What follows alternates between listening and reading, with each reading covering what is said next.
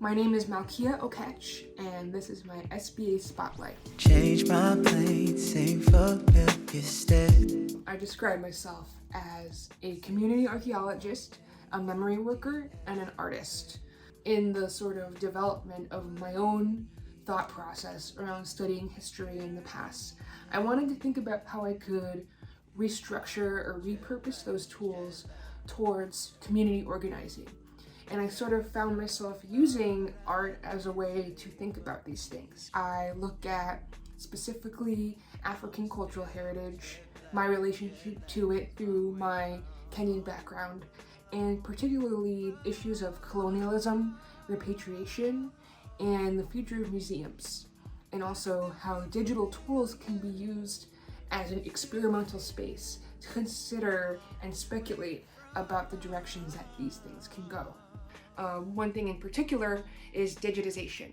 So digitization as a practice of taking archaeological data, artifacts, and narratives and making them accessible as digital data sets online. I think about in my creative practice how things like 3D models and video games and digital practice can serve a future where our historical data is liberated, ways that I can use the technology in a way that questions, challenges, and disrupts it, as well as thinks of ways to exploit it for conversations around our relationship to our own material culture.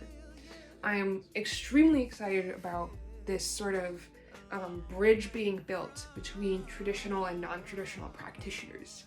And it feels like the field has really opened up to folks who consider themselves artists or hobbyists or volunteers or people who are just living in a place and have memories of a place and want to contribute to the story of where they're living, working, and commuting.